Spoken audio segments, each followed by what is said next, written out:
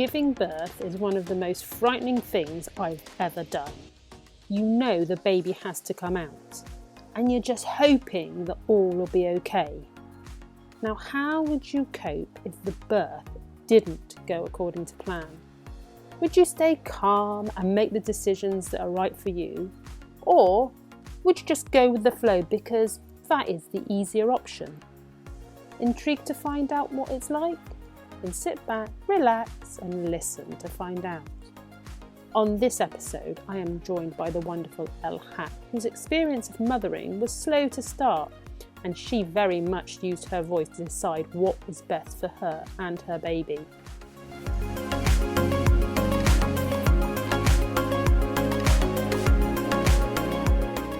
Hey everyone, thanks for tuning in. During this podcast series, I will be interviewing 6 awesome women who will be sharing with us their mum story. My guest today is Elle Hack. Thank you for joining us today, Elle. You're very welcome. Thanks for having me on. So, big question, Elle. Who is Elle? That is a big question, actually. Obviously, my first and main title now is mother. I have a wonderful son called Enzo. He's just turned 1 and he's incredible. But on top of that, I'm a dog groomer, a business coach for Canine Professionals, a radio presenter, a dance teacher, and a gym goer. So I like getting in and around people. I like my kind of thing in life is how can I inspire and help people live a better life. So, well, people or dogs. You sound like A, you're very busy, and B, you're having lots of fun. Yes. Yeah, I've been very blessed in kind of things come up in my world at the right time. So the radio presenter thing is new and I'm loving it. I just tell terrible dad jokes and it's just like a local radio station for my village, and I just share like hilarious stories from when I was 18 and local gossip. Not that there really is any, but it's a village, there's always gossip. But So, did you always know then that you wanted to be a mum? I actually wouldn't say yes to that question. I always wanted to be a dog mum. I was obsessed with dogs. I used to run around with my hands and knees and scratch my head with my foot. Unfortunately, I can't do that anymore. And whilst I went traveling, I was like, I'm not sure actually motherhood is the thing for me. But then I came home, fell back in love with my childhood sweetheart, and then turned 28, and I was like, clock's ticking. Like I am so ready. I want a ring on it and I want a baby. And he was so planned, so wanted. And then in that moment, that's all I wanted. I wanted to be a mum. And I think that kind of leads into the journey because I wasn't a little girl that played with dollies all the time. I played with dogs. I probably didn't do like as much research. I wasn't around babies all the time. Like I was an auntie, but I went traveling when she was super young. So I kind of didn't really get any skill set in being a mum until I was one. And that's a blessed place to learn, to be honest, isn't it? Absolutely. So tell me about your mum journey, because you've decided that you want to be a mum and everything's going swimmingly, and then D-Day happens and things change. Yeah, so well, prior to getting pregnant, we made the decision together, right, this is our time, we'll start trying.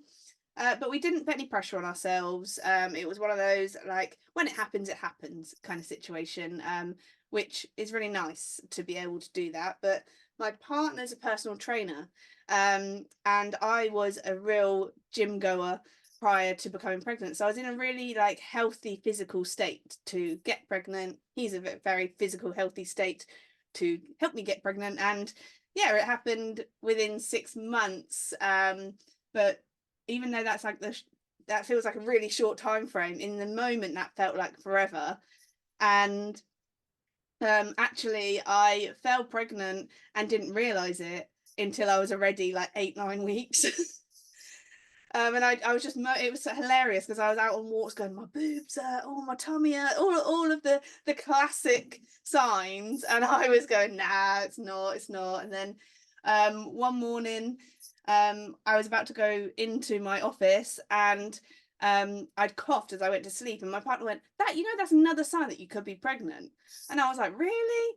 I was like, right, oh, well, I'll do a test in the morning. And so I did 2 tests, one for that horrible thing that we won't talk about, and the second one about the pregnancy. And straight away, the 2 lines came up, and I ran back in the bedroom and went, well, one of these is positive. And he's like, well, from your reaction, I'm going to guess we're pregnant. So I had the most textbook pregnancy, like those words, textbook pregnancy, came out of my midwives' mouths at every check. Like 0 dramas, literally perfect growth curve. You know, I was really lucky because I joined an aquanatal class, and I met lots of mum friends, and like the stress of like the scans and the growth and all of that. Like, I know that my journey was very unique in the sense that pregnancy was spot on. Very textbook. I was still training. I was still running my dance class at 38 weeks pregnant. When I was in labor, I did a few dances to try and move it along.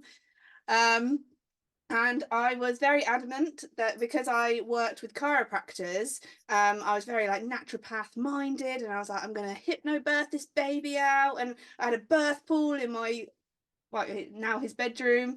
I was like, it's going to be easy. My body knows what to do. I know what to do. I'm going to be amazing. I'm not going to do any drugs. Yeah. Then life teaches you a lesson, right? So I ended up being in labour for 6 days.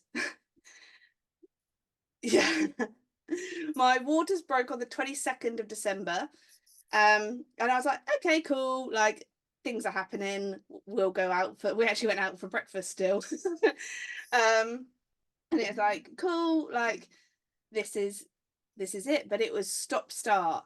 And obviously medical advice was, let's get you induced. But I was very stubborn, and I was like, no, nature is going to work for me. I'm going to be able to birth this baby. I did all the checks. I kept getting checked actually, my son is classic. He is like, his heartbeat and stress level, he was as chill as anything the whole time. So I was very lucky in the fact that nothing ended in an emergency. But yeah, in the end, I ended up doing the whole shebang. Induction on a drip, pethidine, great drug. As someone that was super hippie before birth, like, I love it. Epidural, ended in forceps delivery as the surgeon was scrubbed up to take over the room. So the surgeon came in, they gave them the nod that they were about to take over, and my deliverer, who was also called Elizabeth, she knew how much I really didn't want that. So she's like, come on, one more push, let's try again. And it was in that final push that we got him out to, literally the room was cheering. Like, it was wicked. So like, even though my birth plan basically got ripped up and thrown out the window, I was really proud of myself because I asked the questions, I advocated throughout, and I was given the time. And I although I was a very odd case, they do not like women going as long as me. Literally everyone's faces was like, what? He was fine, I was fine. They're waiting for him to crash, they're waiting for me to crash. We were great. And I got then told every 15 minutes afterwards my baby was perfect, which is really helpful as a mum. Oh, that's so sweet. So take me back to the point where previous to it, you're saying, I don't want to take any drugs. I want this all to be natural. When was like the trigger point where you said, maybe I need to do something different? That was when it was becoming apparent that this wasn't going to happen for me. It was stop start. The home birth team kept coming out, and people were starting to get anxious. And actually, it was the head midwife of the of Winchester Hospital that was phoning us directly because news of us had kind of got out, because they don't really like you going more than 48 hours, I think it is once. And it was only the front waters. The back waters broke actually kind of within 24 hours of it ending. So it was like very much like, we need to persuade her to come in. And I was on board with, and everyone was lovely. And I went in to get induced, and then there was one doctor who rushed me. She was like, right, we're doing this, come on, let's go. And I was like, no, hold up, like, what's my options? I want to talk this through. And so 99% of my communication in that hospital was phenomenal. There was this one person that didn't handle it correctly, and I'm very stubborn, and I went, no, I'm not listening to you, I'm gone again. And I left, and my mum drove me 40 minutes to my chiropractor, and this was the 27th, so there was a double bank holiday last year, and so my chiropractor left her family party to open her clinic for me to help with my she released, what's it called, it's a muscle which was tight, which was preventing him, which was maybe preventing the stop start. She also helped reposition him in my tummy, and did like full body works. And then it was from then that the contractions started again, and then we drove 40 minutes back to hospital, which was then I went in and went through the medical route from there. So it was stubbornness and determination that there are people to help you outside of the typical route. But me and my son wouldn't be here if it wasn't for the medical route. Like, they are phenomenal. I am in awe of them. They were so good. And actually, if I were to have another child, I would do it in hospital because they're great. Listening to you recount your experience, I am in awe of what you went through, but also not many women necessarily would be able to voice their opinion and be in control in that situation. And you hear of stories where women are just like, well, I just felt like I had no control and it was done to me rather than me making the decision. What advice would you give to women who won't be a mum yet, that might find themselves in that situation where they feel like they haven't got a voice, yet they very much have a voice? Yes. So it is absolutely your choice, whatever happens, that you have to give consent to what happens to you in hospital, unless there's an emergency. If the baby or yourself is in a position where it's an emergency, they absolutely have all the rights and power to make that happen, to make you and the baby safe, which I think is correct. And they're only doing it because they're full of heart and they don't want to lose a baby or a mum. I went through the hypnobirthing course, and there was an analogy called brain. Now I'm going to try and remember what brain means with my mum brain. What's the benefits? What's the risks? Are there any alternatives? One's about time. Like, do I have to do this now or do we have time? And then N, what was N? See, I can't remember all of them, but it was about asking the questions. What's the benefits of doing this? Are there any options? Is this the only option for me in this moment?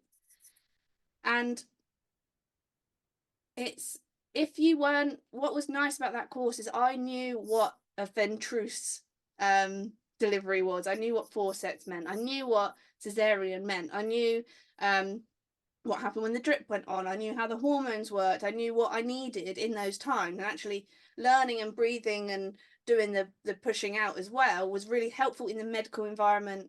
Even though I wasn't doing it unmedicated at home, they said actually the fact that you knew that was really helpful. So actually just getting educated with each step of the options that you're given, because you would feel out of control if they said something to you and you don't even know what that word means or what that results in for you during this birth. Like, I knew once I had that epidural, I then had to be coached to push. And I was very, obviously, because I wanted a hippie home birth, I was against someone telling me when to push. I wanted to feel my body and do that. And I really shocked them because once they gave me my epidural, if you've never had an epidural, once they put it in, you're numb from your kind of waist down, and that was great for pain. But it, then most people, typically, you then can't feel your legs and you're not having awareness of that. I believe, because I had that chiropractic adjustment, which works on your nervous system, which is how your brain knows where your positioning is. I said, right, I want to birth my hands and knees. And they were like, you've just had an epidural. We cannot allow you to do that. And I said, I'm doing it. And they were like, well, we can't say okay to do it. If you want to try to get up on your hands and knees thinking I would have no chance, then you can try it. Your partner, you're in charge of catching her. If she can't do this, that's on you. And he said, okay. And I lifted myself up, turned myself around, got on my hands and my knees. He helped me, position me. So even just that mind body awareness, I was aware of where my legs were, even though I couldn't feel them. Weird. And so they were like, this girl is weird. What was the question? I've gone off on a tangent. So in that situation where things are going on and you feel like, not in your situation, but someone might feel like they don't have a voice, yet they do have a voice, what advice do you have for them? Ask them. They are wonderful humans, and it may be that they have to go and get an extra opinion on that, or actually, unless you are in an emergency, you have time, and you can ask for more time to be able to go through that labor process without, because they know themselves, and they said this to me in my birth reflections, they know that once you step in once, that leads into more intervention and more intervention and more intervention. So actually, if you can give yourself more time to get to where you want to be dilated, or to just give the baby more time, and you are safe, the baby's safe, then you can absolutely have that. And asking for that isn't negatively, it won't end negatively, because they'll still monitor. So it's their aim to keep you safe, and it's up to you. Your aim is to get the birth as close to what you want, or if it's not going to be what you want, in my situation, being able to feel like you advocated for yourself at each stage and were aware of what happens at each stage, so that when you make those decisions, you feel okay. Because I know so many mums that have birthed that go, wish I'd said this, I wish I'd asked that, and with similar situations, they and it, even the monitoring, it feels in the moment that they're like, no, we have to have this clip on your baby's head at all times, and that's again for safety, for them to see it. But I was like, I need intermittent monitoring so that I can get in the position that I need to be to birth this baby I want to be in. Plus, the education from my chiropractor and from this hypnobirthing is like the knees in, toes out, I think, is like, so actually getting your pelvis in the right position, and the worst position is on your back. So I wanted to be up, I wanted to be able to let gravity help me, and in the moment where I was on my hands and knees and thought I was birthing my baby, that was the most magical experience of my life. I mean, it didn't happen then, but I thought I was doing it, and I literally thought, like, wow, like, this is incredible. And I get why so many parents, when they go through that experience together, go, yeah, I'm doing that again. Like, this is brilliant. So you've had Enzo, everything seems fine. Then what happens? Then, hilariously, because I was only ever set for a home birth, I didn't know what happened in hospital. I didn't realise I was put into like ICU, basically, for me. So I had big bleed. I lost a lot of blood. And they were like, this baby's been through a lot in 6 days. Like, we're really worried that he's gonna peter off. So I was wired up. I had a cuff on me, measuring me every 15 minutes. They were checking Enzo every 15 minutes. I had a cannula in. They gave me antibiotics straight away. And they just monitored me, but I did not care. I was loving life, and that was the greatest experience, because I literally had someone over me for the first 24 hours going, that's normal, that's okay. Like, I didn't know when babies are born, they'll like spit up stuff from their mouth and things like this, like amniotic fluid and things like that will come up, which if I was on my own, I would have been like, oh my God, my baby. Like, they're like, that's normal, that's cool. Oh, good. Oh, yeah, we'll feed him now, shall we? And then I literally had like one-on-one attention to help with like latch and that was awful, because I was like a pincushion. I had all this stuff attached to me.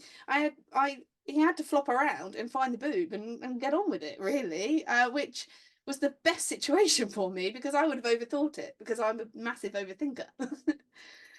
But I couldn't protect his little head or anything. It was like, right, dude, you need to find it, and I'm here, but I've got this whole thing in my hands. I can't really move and do what I need to do. So it took so much anxiety out of it. It sounds like your overall perspective on what you've gone through remained positive throughout, regardless of what was happening. Yeah. And I take it from what you're saying that a lot of it is because you educated yourself and you were prepared as much as you could be beforehand. And then you seem to just trust. Yeah, the people around me. I trust the process. I trusted my body. And then because he was stuck, he had his arms crossed. So there was nothing wrong with my body. It was the way that he was positioned, and he was stuck. So, and then coming out the other end, like, I love that I was around professionals 24/7, because I didn't know what I was doing. I know most of us were just kicked out the hospital, right? You've had your baby, you've stayed a night, bye, see ya, come back if you've got problems. Yeah, I ended up being in hospital 3 days because I had a blood transfusion. And then he had jaundice, which I wish I had educated myself on. That was the only bit that I really went shoddy for me, because it was like I just got my blood transfusion. It was like the final step that I could go home, take my baby home, get away from all of this. And then someone came in and was like, your baby's got jaundice. We need to do a blood test. And I was like, ah! I didn't know what that was. I didn't know that jaundice is so normal. I think it's like 6 in 10. I don't know the exact stats. Do you know them? I don't know the stats, but my daughter had jaundice as well. I remember. So common. It is. I remember. We stayed in a night. We came home. I remember going into the bathroom and thinking, she looks a bit yellow, but not sort of thinking anything of it. Yeah. And then the midwife came to see us. And I mean, my daughter also had a belly button infection anyway, which we went into hospital, but she goes, yeah, she does look a bit yellow. I'm sending you in because I think she's got a belly button infection. But yeah, Leah was like in one of those, her own little sunbox thing. She was loving it with the little goggles on. I've kept them. They're so cute. And I turned that into a little spa day. So I did his nails, I filed his nails, and he ended up being under the lights for quite a time. It ended up another kind of night in hospital that we were. But I just again felt really grateful that I was in a place where they knew what that was. And actually the person that delivered the information, again, probably didn't deliver it great. But then I had this she's not a midwife, they just help on the midwifery units. She was my angel. I loved her. And she came over and she explained everything in full and what that was. And I was like, okay, like this is okay now. And then again, we just turned it into having a little spa experience in Winchester in the late December while sweating, because they have it so hot in there. They do. Your outlook on everything is awesome, as you can always see the silver lining for what you're going through. Now, I want to fast forward just a little bit. Yeah. Because you've had Enzo, you're getting motherhood all sorted. And then you didn't go back to or you didn't take the route as far as working is concerned that you initially thought you were going to take. What happens next? Yeah, so I went before having Enzo. I worked at vet. I was paid very well, and I was a consultant. I used to help chiropractors. Loved them, loved the team. My boss was really accommodating for when me coming back to them. And I went back one day a week to start with, and I think I went back too early. First of all, I now understand why statutory maternity is for 9 months. I went back at 6, and I still was breastfeeding, so I had to deal with my boobs in the day, and it was too much. And he'd just got into his own room. He'd just started weaning. I think I was just overwhelmed, and I just took that moment in on myself to go, this isn't what I want for him and for my vision of our family. So my partner is a personal trainer. He works out of a gym in our garden, and I wanted to have that flexibility to be here with Enzo as well. I didn't want to go back to a full-time corporate job where he then had to go to nursery 5 days. And that's fine if that's what you want. But I had the opportunity and the know-how, and I already started building my own business. So I was like, and my partner was very supportive, still is, like, let's just take the break. Let's just go and do you so that we can focus on this time with Enzo, because we've now also made that decision that we only want him. So this is my first and only shot at this time in his life. I want to be there for him. It's a scary decision, particularly when all your mum friends have gone back and they're talking about the nurseries and this, that, and the other. And sometimes it's nice to, and I think it's really important as well. One of the top tips I would say is to also have time for yourself, because it's easy to get just consumed by everything you need to do for your little one. But taking those breaks, and doing something that fills your own cup, is really important to be a better mum too. If I wasn't striving and going for anything right now, I would feel very lost in motherhood. And I think in life, we've always got to have things to go for. And that, I don't mean, they don't have to be like massive dreams, but things to look forward to and things to plan and go, I'm going to do this, I'm going to do that. Otherwise, life just, I would say, loses its purpose. Yeah, and well, it depends on who you are as a person, but I've always had my next vision, my next goal. I've been very driven, and it was interesting because I was so driven in my career, but now it's like my drivenness comes from, how do I make Enzo's life better? How can I be around and be the best mum and positive and emotionally intelligent as well? Because if I'm drained from something that's not serving me, then am I going to go into that interaction with him better or worse? Worse. So what can I do that's going to help lift and grow me so that I can set an example for him and also be the best mum for him when he needs me, which they do. They do need us. There'll be a point when they don't need us. So yes, you need to bask in my children currently want me. So if you could go back in time and give yourself some advice, what would you say to yourself? How much time you have before kids. You think you have no time. And I recently stayed in a hotel for a networking event, and in the morning I got up and got dressed, and I was like, oh my god, I've got loads of time left, because I didn't have to cater or run to my son whilst getting ready. Second of all is to not be so rigid in my ideas and ideals. Before you're a parent, you are a total idiot. You go, I'll never let them watch TV. I'll never just throw my phone at them. I'll never do this, that, the other. And coming from a very naturopath side, it was like, no sugar, no cowpole, no blah, blah. Oh, it's a load of rubbish. You do what you need to do to keep your baby healthy and well in the moment. And I also would have wish I'd known how much better my life would have been for having him, because it's scary. Like, yeah, I think when you're pregnant, you're like, everything is changing. I don't know what's coming, and everything is changing, and that's great, and it's going to be so much better in so many areas. And yeah, there's going to be a few areas where it's worse, or you need to take time to get back to. For example, for me, for fitness, like, I really lost a lot of fitness. I was very unwell after having him, and then I ate cake every day because I needed it for my milk. So then I got really fat as well, and I'm like, well, great. So it's only a year now later on down the line that I'm even starting to churn the wheels and get into that fitness that I wanted and need, that I had before. So it's giving yourself time and grace, but that everything's a phase and everything is going to get better, but it might just be tough right now. Yeah. And what's the best piece of advice anyone has given you about being a mum?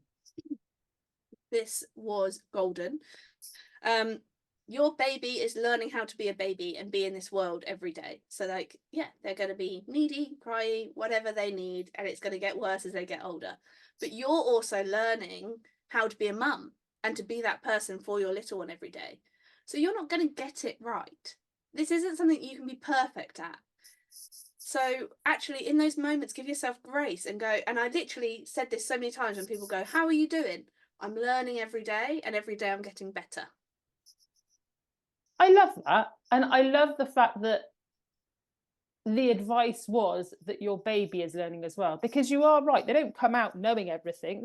They're a baby, and they evolve, develop, grow, and then we respond to them as well. So that, do you know what? I mean, my children are 10, nearly 11 and 8, but that just feels so liberating now that you've said that. Thank you, Elle. You're so welcome.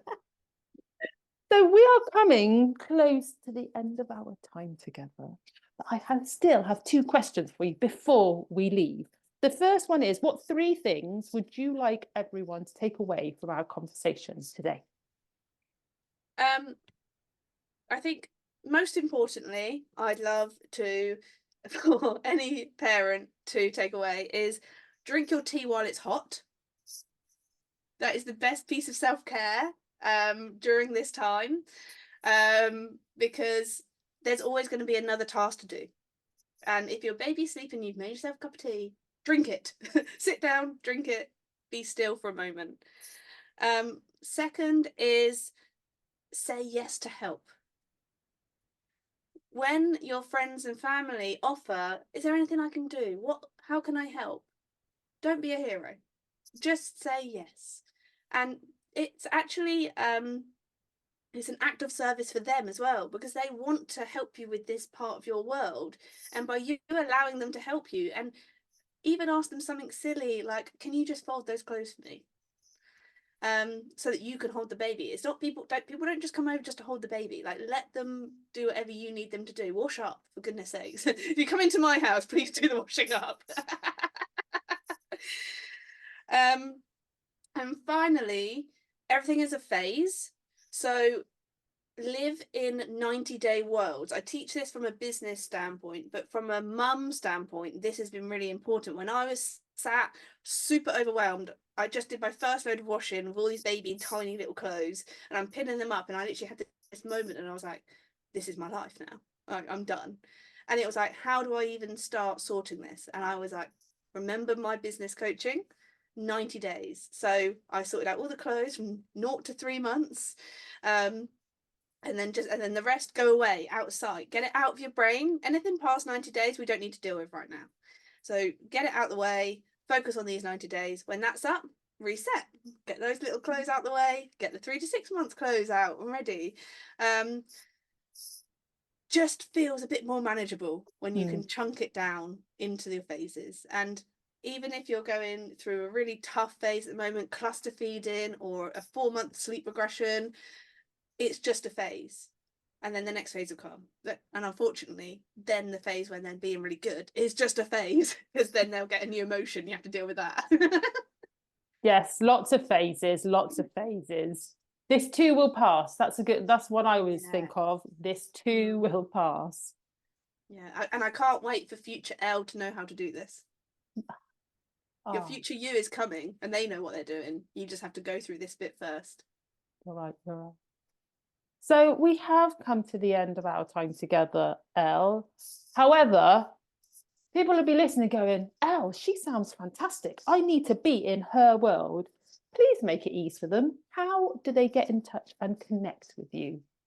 Well, my business is for canine professionals. So if you're listening to this and you're a mum and you're also in the dog world, hi, let's connect. Canine Care Hub is my business, but it's always best to just find me on LinkedIn. So I'm Elizabeth Hack on LinkedIn. Ping me a message. You can pop me an email on caninecarehub@gmail.com. And if you want to find me on Facebook or any social and ask me any questions, I'm more than happy to help in your motherhood journey if it's a question about motherhood. So you're not on your own, and if I can support and help you in any way, I absolutely will do that. Oh, well, thank you, Elle, for joining us today and being so open and honest with your experience. It's been great to be with you. Thank you for the great questions. You are most welcome. And thank you, everybody, for listening and watching.